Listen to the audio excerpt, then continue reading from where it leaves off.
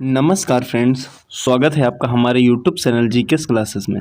Friends, आज की class में बात करेंगे हम संविधान के मौलिक अधिकार की। किसकी बात करेंगे फ्रेंड्स? संविधान के मौलिक अधिकार की बात करेंगे। तो मौलिक अधिकारों के बारे में अन्य परीक्षा उपयोगी तथ्य जो फ्रेंड्स एग्जाम में भारी मात्रा में पूछे जाते हैं, देखिएगा।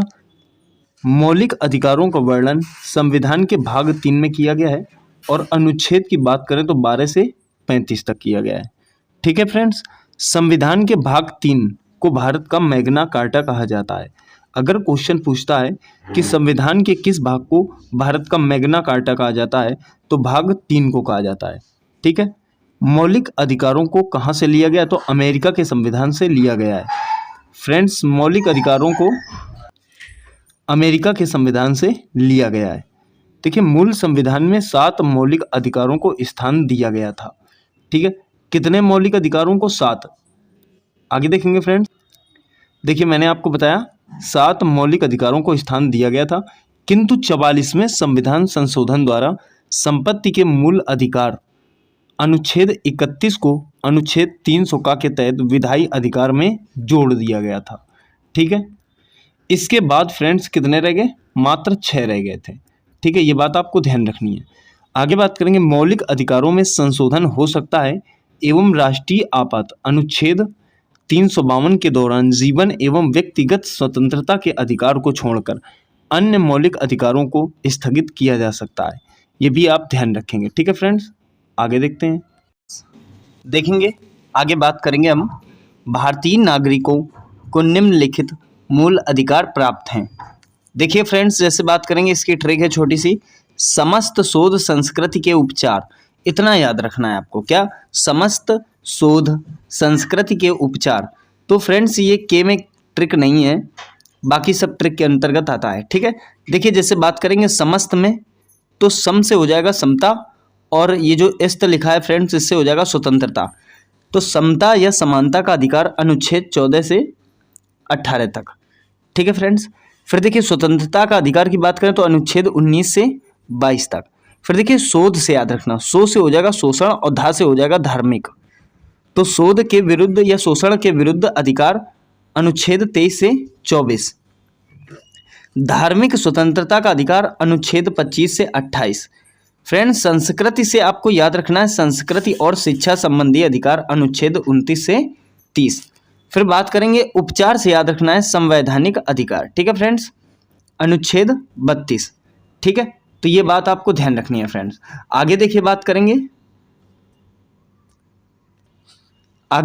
फ्रेंड्स, समता या समानता का अधिकार पहला मौलिक अधिकार है। ठीक है, एक एक करके हम डिटेल देखते हैं फ्रेंड्स, कौन से अनुच्छेद में क्या होता है। देखिए अनुच्छेद 14, फिर 15, फिर 16। देखिए अनुच्छेद 14 कहता है विधि के समक्ष समता। इसका अर्थ यह है कि राज्य सही व्यक्तियों के लिए एक समान कानून बनाएगा, उन पर एक समान ढंग से उन्हें लागू करेगा। तो एक समान कानून बनाना ही अनुच्छेद 14 कहता है। ठीक है फ्रेंड्स, देखिए अनुच्छेद 15 क्या कहता है? धर्म, नस्ल, जाति, लिंग या जन्म स्थान के आधार पर भेदभाव का निषेध। राज्य के द्वारा धर्म, मूलवंश, जाति, लिंग एवं जन्म स्थान आदि के आधार पर नागरिकों के प्रति जीवन के किसी भी क्षेत्र में भेदभाव नहीं किया जाएगा। कहने का मतलब है, इसमें इतना याद रखना है, धर्म, नस्ल, जाति, लिंग या जन्म स्थान के आधार पर कोई भेदभाव नहीं किया जा सकता। ठीक है फ्रेंड्स, अनुच्छेद 16 क्या कहता है? देखिए लोक नियोजन के विषय में अवसर की समता। राज्य के अधीन किसी पद पर नियोजन या नियुक्ति से संबंधित विषयों में सभी नागरिकों के लिए अवसर की समानता होगी। अपवाद है फ्रेंड्स, क्या अपवाद है? कि इसमें जो है आरक्षण होता है। ठीक है, क्या? आरक्षण संबंधी अपवाद होता है।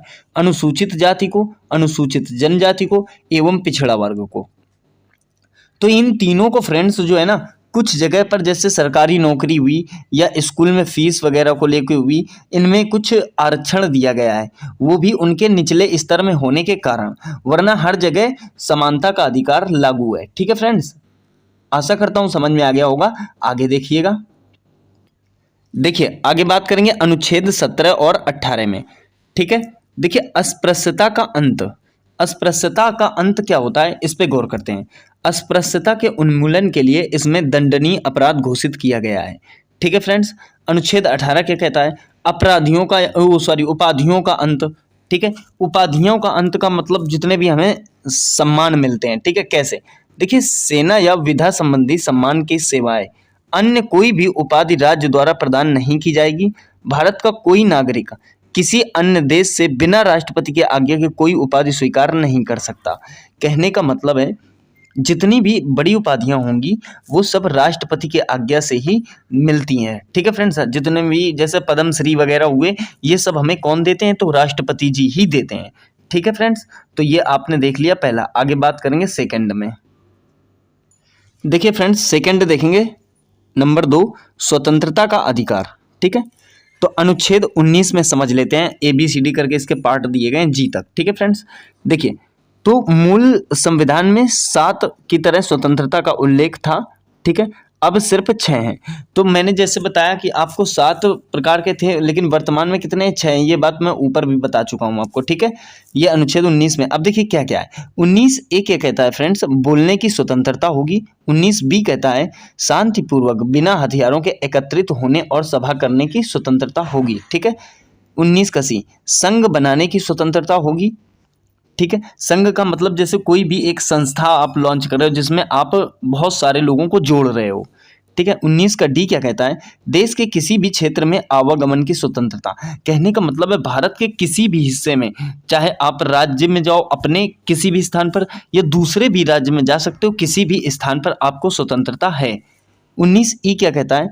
देश के किसी भी क्षेत्र में निवास करने और बसने की स्वतंत्रता है। आप अपनी जमीन लेकर कहीं भी रह सकते हो। ठीक है, अपवाद था फ्रेंड्स क्या? जम्मू कश्मीर। लेकिन कब? 370 के हटने से पहले।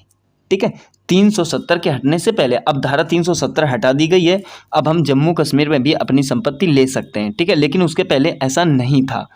ठीक है फ्रेंड्स, 19F क्या कहता है? संपत्ति का अधिकार।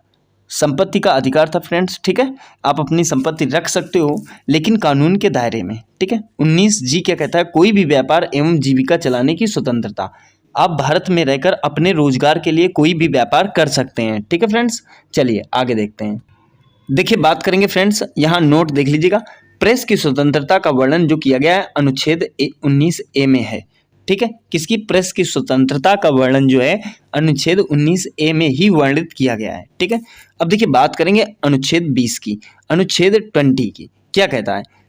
अपराधों के लिए दोष सिद्ध के संबंध में संरक्षण।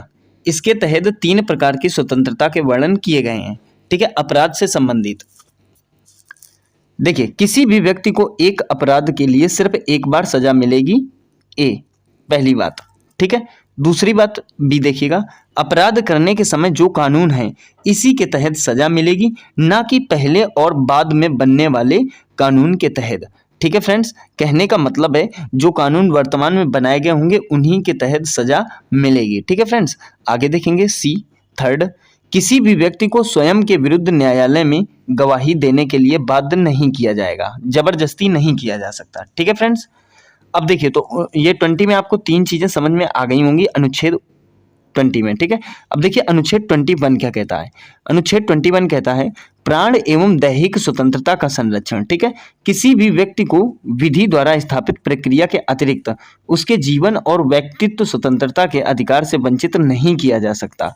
ठीक है फ्रेंड्स, आशा करता हूं ये भी आप समझ गए होंगे। ठीक है, आगे देखिएगा, एक आखिरी पॉइंट है फ्रेंड्स अनुच्छेद 21 का इसे भी हम समझ लेते हैं।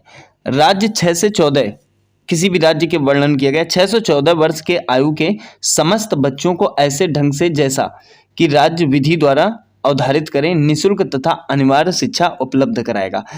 ये कौन से संशोधन के तहत है? तो 86वां संशोधन 2002 के द्वारा। आपने देखा होगा निःशुल्क शिक्षा और अनिवार्य शिक्षा का एक नारा भी है फ्रेंड्स, तो उसी के तहत ये क्या कहता है? अनुच्छेद 21 का या अनुच्छेद 21 का ए इस बात को बताता है। ठीक है फ्रेंड्स, आगे देखेंगे। देखिए अनुच्छेद 22 क्या कहता है? कुछ दशाओं में गिरफ्तारी और निरोध में संरक्षण। ठीक है, कैसे? अगर किसी भी व्यक्ति को मनमाने ढंग से हिरासत में ले लिया गया है तो उसे 3 प्रकार की स्वतंत्रता प्रदान की गई है। जैसे मतलब किसी भी केस या कोई केस आपके पड़ोस में हो गया, उसके बारे में पुलिस आपसे जानकारी लेने के कारण आपको हिरासत में ले रही है, ठीक है? तो कब? देखिए, पहला रूल क्या कहता है, हिरासत में लेने का कारण बताना होगा, क्यों, क्या कारण था, ठीक है, जो हमें गिरफ्तार किया गया। दूसरा, गिरफ्तार क्या, हिरासत में लिया गया, ठीक है। दूसरा क्या कहता है, 24 घंटे के अंदर आने जाने के समय को छोड़कर उसे दंडाधिकारी के समक्ष पेश किया जाएगा, ठीक है। तीसरा, उसे अपने पसंद के वकील से सलाह लेने का भी अधिकार होगा, ठीक है फ्रेंड्स। आइए आगे बात करते हैं। देखिए फ्रेंड्स, तीसरे में बात करेंगे हम शोषण के विरुद्ध अधिकार। शोषण के विरुद्ध अधिकार, देखिए अनुच्छेद 23 क्या कहता है, मानव के दुर्व्यापार और बलात् श्रम का प्रतिषेध, ठीक है। दुर्व्यापार, ठीक है, दुर्व्यापार और बलात् श्रम आप समझ गए होंगे मैं क्या कहना चाहता हूँ, ठीक है। इसके द्वारा क्या होता है, किसी व्यक्ति की खरीद बिक्री, बेगारी तथा इसी प्रकार का अन्य जबरदस्ती लिया हुआ श्रम निषिद्ध ठहराया गया है। एक समय था फ्रेंड्स, जो आपने मुगल काल में देखा होगा, जैसे बलवन को बाजार से खरीदा गया था, ठीक है, तो वो मुगल काल में था ना। अब ऐसा नहीं है। देखिए, जिसका उल्लंघन विधि के अनुसार दंडनीय अपराध है। अब ऐसा करना, खरीदना या बेचना अपराध होता है, ठीक है। नोट, देखिए, जरूरत पड़ने पर राष्ट्रीय सेवा करने के लिए बाध्य किया जा सकता है, ठीक है। कब? जैसे मतलब किसी देश के साथ युद्ध हो जाए तो बाध्य किया जा सकता है, लेकिन खरीदा बेचा नहीं जाएगा, ठीक है ना। वहां पर थोड़ा सरकार के द्वारा प्रेशर बनाया जाएगा आपके ऊपर, ये ध्यान रखना है। अनुच्छेद 24 क्या कहता है, बालकों के नियोजन का प्रतिषेध, ठीक है। 14 वर्ष से कम आयु वाले किसी बच्चे को कारखाने या अन्य किसी जोखिम भरे काम पर नियुक्त नहीं किया जा सकता। कहने का मतलब है 14 साल से कम के बच्चे को आप किसी भी काम में जबरन नहीं लगा सकते, ठीक है। लेकिन ये ध्यान देना है, ये सरकार के नियम है फ्रेंड्स, वो एक अलग बात है। इसके अपवाद हैं कि 14 साल के बच्चे छोटे छोटे काम कर रहे हों छोटी छोटी जगहों पर, तो वो उसमें संलग्न है, लेकिन वो अपराध तो है ही, ठीक है, पर वो उसका अपवाद है, ये बात ध्यान रखनी है, ठीक है फ्रेंड्स। कानून यही कहता है कि 14 साल से कम वाले बच्चे को आप कारखाने में नहीं लगा सकते, ठीक है। आगे देखेंगे। देखिए फ्रेंड्स, नंबर 4 है धार्मिक स्वतंत्रता का अधिकार, ठीक है। देखिए, अनुच्छेद 25 क्या कहता है, अंतःकरण की और धर्म का अबाध रूप से मानने, आचरण और प्रचार करने की स्वतंत्रता, ठीक है। धर्म को अबाध रूप से मानने और आचरण और प्रचार करने की स्वतंत्रता। आप भारत के किसी भी स्थान पर किसी भी धर्म का प्रचार वगैरह कर सकते हो, ठीक है। कोई भी व्यक्ति किसी भी व्यक्ति का धर्म मान सकता है। जैसे एक हिंदू है तो मुस्लिम साम्राज्य को मान सकता है, एक मुस्लिम है तो हिंदू साम्राज्य को मान सकता है, या सिख ईसाई, मतलब सब में ऐसा कर सकते हैं, ठीक है ना। देखिए, यहाँ कहा गया है कोई भी व्यक्ति किसी भी धर्म को मान सकता है और उसका प्रचार प्रसार भी कर सकता है। चलिए आगे देखेंगे। अनुच्छेद 26 क्या कहता है, धार्मिक कार्यों के प्रबंध की स्वतंत्रता। देखिए क्या कहता है, व्यक्ति को अपने धर्म के लिए संस्थाओं की स्थापना व पोषण करने, विधि समस्त संपत्ति के अर्जन, स्वामित्व व प्रशासन का अधिकार है। कहने का मतलब है धार्मिक संबंधी, जैसे आप अपना मंदिर बनवाना चाहते हैं तो आप ये काम कर सकते हैं, कोई दिक्कत वाली बात नहीं है, ठीक है। अनुच्छेद 27 क्या कहना चाहता है, देखिए, राज्य किसी भी व्यक्ति को ऐसे कर देने के लिए बाध्य नहीं कर सकता जिसकी आय किसी विशेष धर्म अथवा धार्मिक संप्रदाय की उन्नति या पोषण में व्यय करने के लिए विशेष रूप से निश्चित कर दी गई है, ठीक है फ्रेंड्स, समझ गए होंगे आप। आगे देखेंगे। इसी में थोड़ा सा एक और अनुच्छेद है जिसका बात करना चाहता हूं मैं, वो है फ्रेंड्स अनुच्छेद 28। कौन सा? अनुच्छेद 28। तो अनुच्छेद 28 जो है उसमें थोड़ा सा बताना चाहता हूं मैं। उसमें क्या कहा गया है, उसमें ये कहा गया है कि राज्य विधि से पूर्णतः पोषित किसी शिक्षा संस्था में धार्मिक शिक्षा नहीं दी जा सकती। इसमें क्या है कि किसी भी संस्थान में किसी भी प्रकार की एक शिक्षा धर्म से संबंधित नहीं दी जा सकती, ठीक है। और ना ही ऐसे शिक्षण संस्थान अपने विद्यार्थियों को किसी धार्मिक अनुष्ठान में भाग लेने या किसी धर्मोपदेश को जबरदस्ती सुनने हेतु बाध्य करेंगे। कि जैसे कहीं मतलब भागवत गीता हो रही है, सत्संग हो रहा है, या कोई भी ऐसी चीज़ हो रही है, आप किसी बच्चे से कह रहे हो कि नहीं यार ये जबरदस्ती है, सुनना है आपको, तो ऐसा नहीं हो सकता। तो फ्रेंड्स, ये इसी का जो है आपको मैंने बताया धार्मिक स्वतंत्रता का अधिकार को, जो अनुच्छेद 28 है वो इस बात का वर्णन करता है, ठीक है फ्रेंड्स। तो अनुच्छेद 28 भी हो गया। चलिए आगे देखेंगे। देखिएगा फ्रेंड्स, धार्मिक समझ लिया। अब बात करेंगे फ्रेंड्स 5 नंबर पॉइंट की, संस्कृति एवं शिक्षा संबंधित अधिकार। देखिए इसमें दो अनुच्छेद दर्शाए गए हैं, अनुच्छेद 29 और अनुच्छेद 30। क्या कहता है अनुच्छेद 29? अल्पसंख्यक हितों का संरक्षण। कोई अल्पसंख्यक वर्ग अपनी भाषा, लिपि और संस्कृत को सुरक्षित रख सकता है, ठीक है, और केवल भाषा, जाति, धर्म और संस्कृति के आधार पर उसे किसी भी सरकारी शैक्षिक संस्था में प्रवेश से नहीं रोका जाएगा, ठीक है। इसका मतलब क्या हुआ? कोई भी अल्पसंख्यक व्यक्ति जो है अपनी लैंग्वेज का यूज कर सकता है, ठीक है, अपने जो उसके कार्य होते हैं अपने ही उसमें कर सकता है, ठीक है। चलिए आगे बात करेंगे। अनुच्छेद 30 क्या कहता है? शिक्षा संस्थाओं की स्थापना और प्रशासन करने का अल्पसंख्यक वर्गों का अधिकार। कहने का मतलब कोई भी अल्पसंख्यक वर्ग अपनी पसंद की शैक्षणिक संस्था चला सकता है, ठीक है। ये जरूरी नहीं कि वो अल्पसंख्यक है तो वो जबरदस्ती उससे यही काम करवाया जाए या यही एजुकेशन लिया जाए, ऐसा कुछ नहीं। तो ये अल्पसंख्यकों के लिए रूल बनाया गया है, ठीक है। अल्पसंख्यक अपने उसमें, जैसे आपने देखा होगा फ्रेंड्स, मदरसे चलते हैं। क्या चलते हैं? मदरसे, ठीक है। तो वो अपने अलग से मदरसे चलाते हैं और उसमें मदरसों में केवल अपना इस्लाम धर्म के कैंडिडेट जाते हैं और वहाँ पर मौलवी बनने का प्रावधान होता है, ठीक है फ्रेंड्स। तो ये बात आपको ध्यान देना है। और देखिए कहा गया है, और सरकार उसे अनुदान देने में किसी भी तरह का भेदभाव नहीं करेगी और ऐसे कार्य के लिए सरकार उसमें मदद भी करेगी, प्रोत्साहन भी देगी, ठीक है फ्रेंड्स। तो ये क्या है? अल्पसंख्यक के लिए जो 29 और 30 है, ठीक है फ्रेंड्स। आगे देखिएगा। देखिए फ्रेंड्स, बात करेंगे पॉइंट नंबर 6, ठीक है। क्या है इसमें? संवैधानिक उपचारों का अधिकार। इसमें क्या होगा? देखिए, संवैधानिक उपचारों का अधिकार को डॉक्टर भीमराव अंबेडकर ने संविधान की आत्मा कहा है। बहुत इंपॉर्टेंट पॉइंट है फ्रेंड्स। इसमें 5 पॉइंट्स होते हैं, ठीक है। कितने होते हैं? 5। वो हम समझेंगे नीचे। पहले ये समझ लीजिए अनुच्छेद 32 क्या कहता है।